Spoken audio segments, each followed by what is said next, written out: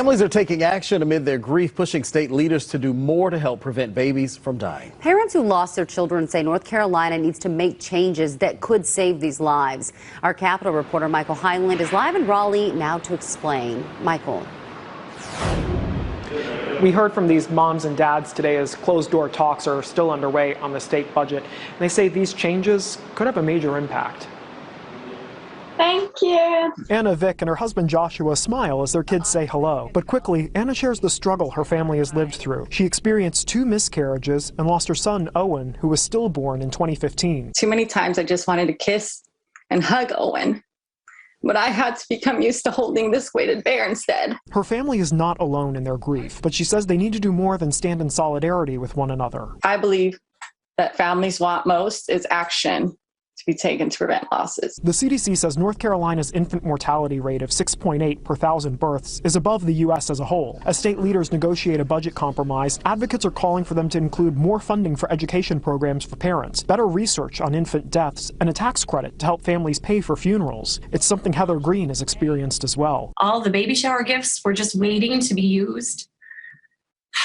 Instead of enjoying those days after birth, we had to plan a funeral service. Democratic Senator Sidney Batch wants the state to expand Medicaid to cover more lower-income families. There are a number of places, as we know, in rural North Carolina where hospitals are closing, and women have to travel over an hour to even see a doctor or to give birth. Anna Vick said when she lost her son, her pregnancy was considered low risk, and she would like to also see better monitoring of women like her. Live in Raleigh, Michael Hyland, CBS 17 News. Michael, thank you. All right, we'll get going. So good morning and thank you for joining us today. I'm Sydney Batch and I have the distinct honor of representing Southern Wake County in the North Carolina Senate.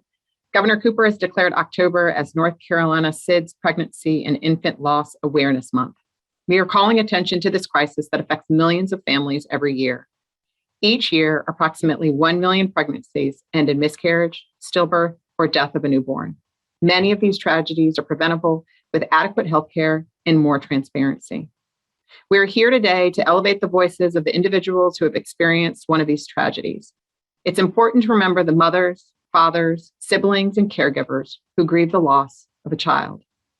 There are a number of policies that we can enact to prevent these tragedies from happening in the first place, and also provide the necessary resources to the families who are currently grieving. Several months ago, Anna Vick and her husband, 2 of my constituents, reached out to me to share their personal experience with stillbirth. They tragically lost their son several years ago and still grieve his passing. Rather than grieving in silence, she harnessed her strength and used her harrowing experience to advocate for legislative and public health changes that will prevent other families from losing a child. Her dedication and the other speakers that you will hear from today should be commended for their willingness to share their heartbreaking experience with us. By doing so, they elevate the importance of bringing awareness to infant loss, stillbirth, and miscarriages, all while advocating for effective changes to reduce infant mortality. We have a moral imperative to meaningfully address the maternal and infant mortality crisis in this state and in this country. We must bring awareness to this crisis so that no other family has to experience the agony of losing a child. Thank you. The odds of losing a child in pregnancy in the U.S. are high, yet no one thinks it will happen to them. I was the 1 in 4 that will suffer a pregnancy loss twice, and also the 1 out of 170 that has had a stillbirth. To many, stillbirth seems like a thing of the past that only happens in rare cases of high-risk pregnancies or to underprivileged families. That is far from the truth. Stillbirth happens just as often in low-risk pregnancies like ours was, and affects families across all socioeconomic lines, though it has happened more likely in Black families. It should shock you to hear that there are 23,000 stillbirths a year in our developed nation. That is 65 a day, the number of children in a school bus that are not making it home. That isn't a small number. It is a crisis and a systemic failure of our medical system that has to be improved. Having our middle son, Owen Nathaniel, die so close to term was absolutely the worst moment of our lives. Owen was just perfect except for he didn't breathe. When I had to let him go, as I had to pick out his burial spot, I left a piece of my heart behind and I'll never be the same. The worst part was we weren't given a cause And we were even told sometimes healthy babies just die. My miscarriages before and after Owen were also emotionally and physically excruciating. Too many times I just wanted to kiss and hug Owen, but I had to become used to holding this weighted bear instead. Our son will always be loved and included in our family, though not in the way he should be. I dedicate my time as I would spend it with Owen to the cause that I support. And I speak his name every day through my advocacy efforts because he's still my son. As the co-director of awareness from Push for Empowered Pregnancy, a national nonprofit committed to reducing stillbirths, I have the honor of being the voice not only of my son and my family, but of countless broken families we represent. We believe every family deserves the best care available, but sadly, that can depend on what is covered by your insurance, which provider you see, and even your race. The fact that we have one of the worst rates of reduction in stillbirths of every developed nation is shameful. Our goal is to end preventable stillbirths by encouraging providers to adopt successful international protocols, as well as empowering all families with the knowledge of simple prevention tips, including monitoring their baby's movements and going in immediately if they notice a change. I believe that families want most is action to be taken to prevent losses. It's not enough to mourn together as a community, and this month we need to work towards funding research, improving data collection of losses, and improving outcomes. So this month will not have to honor more families each year. I guess for fathers, this is difficult in many different ways, but the experience for me was so traumatizing. It affects me so bad today in different ways. I mean, I walk in the room and they're giving my son CPR and my wife's unconscious, and then they tell me Owen didn't make it, and then I have to grieve by myself because it's, in the middle of the night, and then my wife wakes up and I have to tell her. I am not afraid to tell everybody, hey, I am struggling inside. And what's so difficult to me is that it makes it so hard. Like if my son or my daughter, if I hear a bang or something in the background, I freak out, unhealthy. Like I shouldn't, it's just a little random noise, or, oh, my son's crying a little bit. I can't handle those things. It makes me so on edge, and I don't wish that on anybody because it is hard for me to get through day to day. Today, I'd like to share the life and memory of our daughters, Sophie and Ruby, who were stillborn on March 14th, 2017, and the lingering effects of sibling loss and mental health. When we found out we were pregnant, there was no one happier than our living daughter, Eliza. At our first ultrasound, we were told it was twins.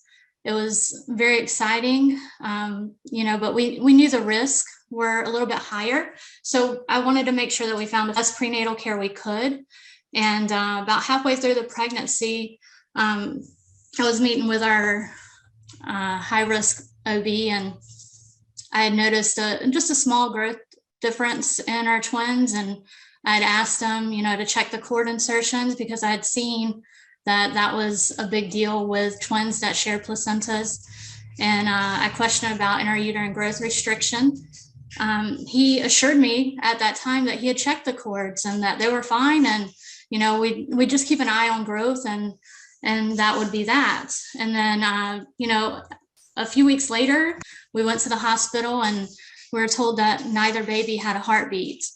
Unfortunately, when I delivered, it was noticed that my gut instinct was right. Both cords were not attached to the placenta correctly. I felt betrayed by the doctor. However, the mom guilt is always stronger because instead of trusting him, I told myself that I should have seen the scans. I should have asked for more instead of just trusting his word. We had to tell our 3.5-year-old that the baby she was expecting to come home with me had died. Personally, I had experienced sibling loss myself at the age of 14. My brother, who was 18 at the time, died in a car accident. And I never imagined this would be something that I would share with my own children, to be a surviving sibling. And with the unique experience of being a surviving sibling myself, I wanted to make sure that I allowed her a healthy grieving environment and an open dialogue. So we actually, not long after we lost Sophie and Ruby, we made a children's book that, basically told her that she was still a big sister, because that was her big thing. The first thing she said to us was, I really wanted to be a big sister. And so we had to explain to her that in a unique way, she was still going to be a big sister.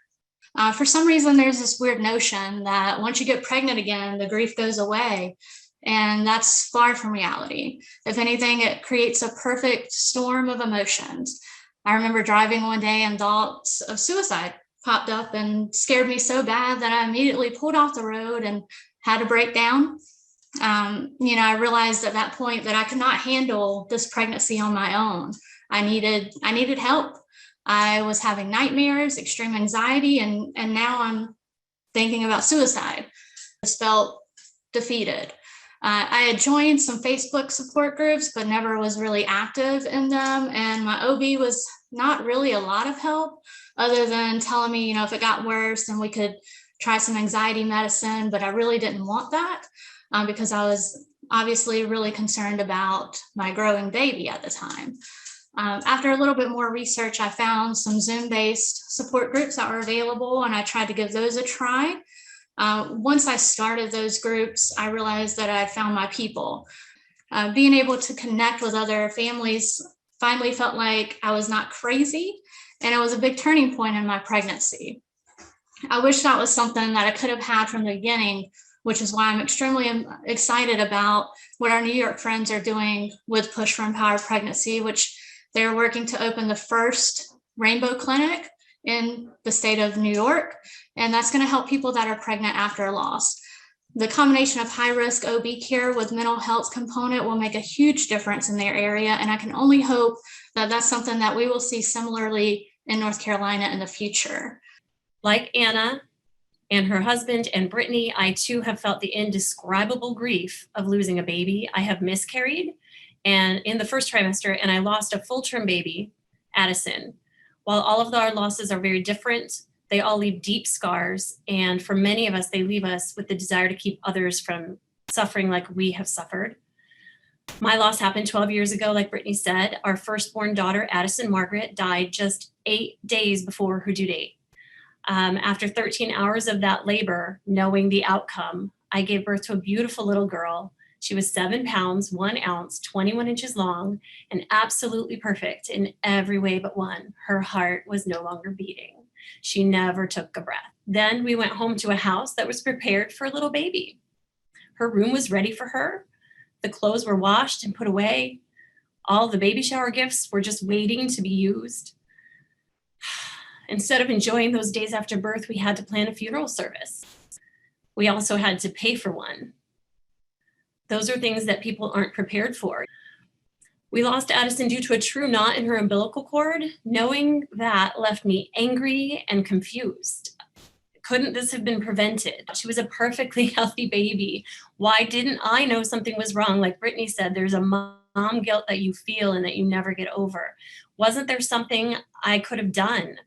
I had one job, to protect my baby, and I had failed her. These questions haunted me and led me on a years-long search for ways I could make a difference and prevent other families from going through this agony. During my search, I ran across this campaign in Iowa called Count the Kicks. They learned that monitoring the movement of babies in the 3rd trimester by counting their kicks, their rolls, their jabs, etc. It was a simple but effective way to keep an eye on the health of both mom and baby. As I learned more about the campaign, I decided I wanted to be a part of their goal to save 7,500 babies every year by launching this campaign in every state in the US.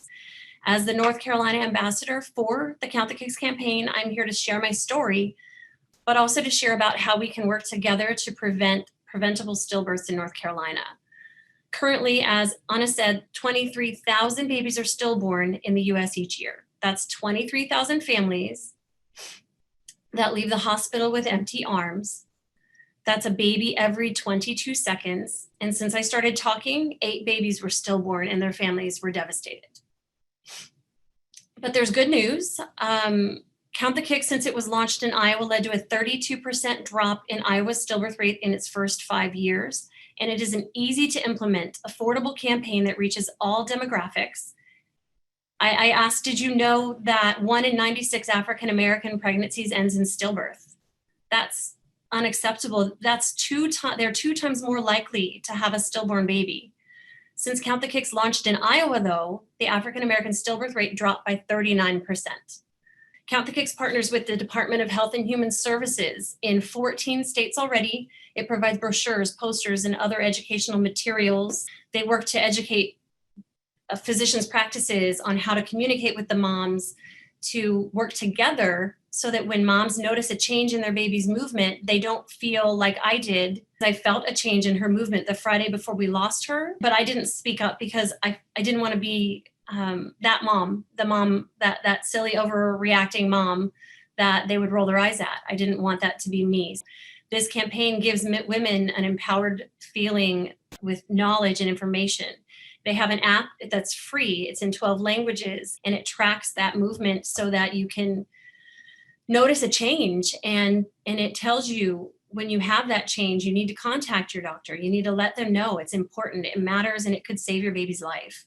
Good morning, everyone. Again, my name is Tina Sherman. I'm Senior Campaign Director for Maternal Justice at MomsRising.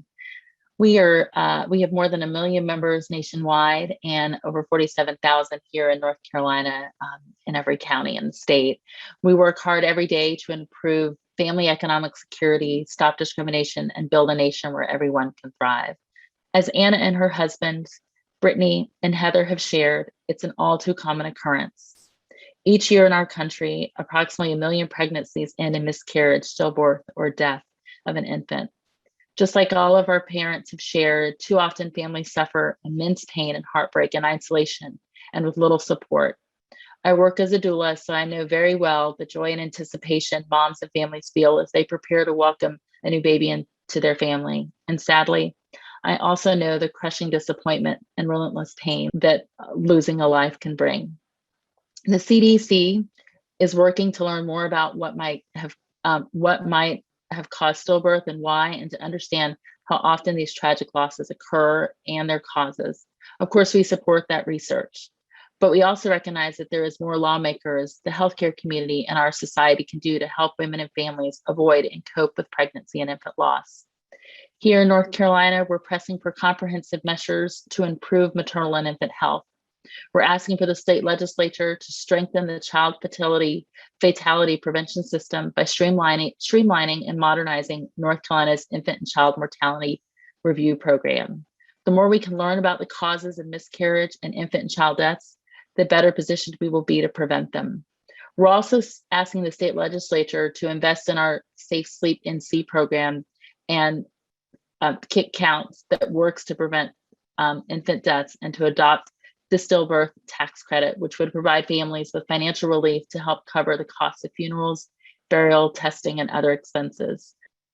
At the federal level, we're urging Congress to pass the recently introduced Stillbirth Health Improvement and Education for Autumn Act. It's called the Shine for Autumn Act. This legislation is designed to reduce the country's stillbirth rate by providing resources to state and federal health departments, enhancing data collection, analysis, and reporting about stillbirths, funding research into it, and raising awareness. MomsRising works tirelessly to support moms and families in all the roles we play. Our state and our country need to do more to improve and protect the health of pregnant women and infants. And when that isn't possible, to support moms, parents, siblings, and other family members who suffer such heartbreaking loss.